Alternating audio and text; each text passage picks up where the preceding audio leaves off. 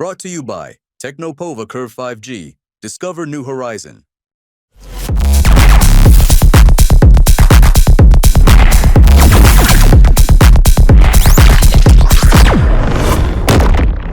जिस तरह जियो ने टेलीकॉम सेक्टर में तहलका मचाया था, उसी तरह कंपनी अब फाइनेंशियल वर्ल्ड में भी बड़ा धमाका करने की तैयारी में है।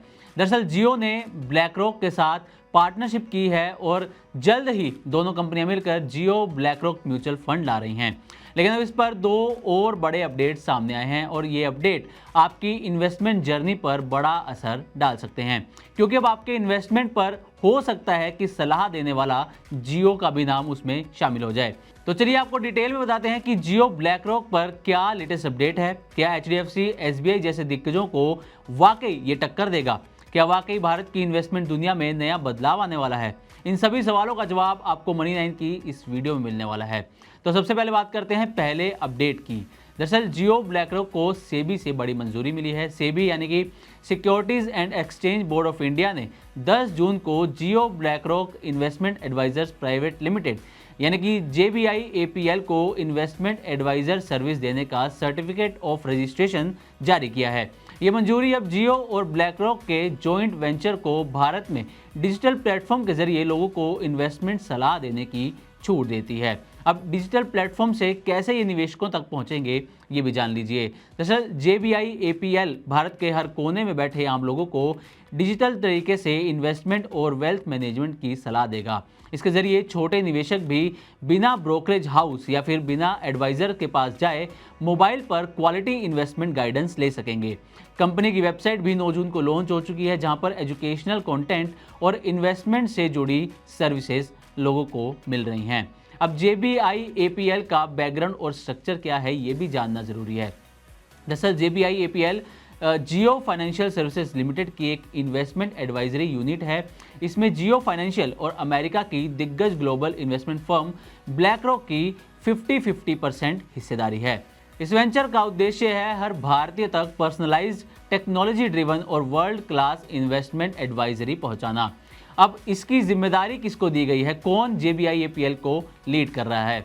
तो जियो ब्लैकरॉक इन्वेस्टमेंट एडवाइजरी के MD और CEO बनाए गए हैं मार्क पिलग्रिम। इन्हें 25 साल से ज़्यादा का एक्सपीरियंस है। वो पहले ब्लैकरॉक में सीनियर पोजीशन पर काम कर चुके हैं और ग्लोबल फाइनेंशियल सेक्टर को गहराई से समझते हैं। अब दूसरा बड़ा अपडेट क्या है? पहला अपडेट तो आपको बता दिया कि अब आपको डिजिटली तरीके से जियो ब्लैकरॉक जो है वो इन्वेस्टमेंट की सलाह भी दे सकते हैं। ये पहला अपडेट था। दूसरा अपडेट है कि 2 स्कीम लॉन्च करने की तैयारी जियो ब्लैकरॉक ने कर ली है। तो टाइम्स ऑफ इंडिया की रिपोर्ट के मुताबिक जियो ब्लैकरॉक म्यूचुअल फंड ने सेबी से रेगुलेटरी अप्रूवल मिलने के बाद 2 नई डेट स्कीम लॉन्च करने की प्लानिंग की है।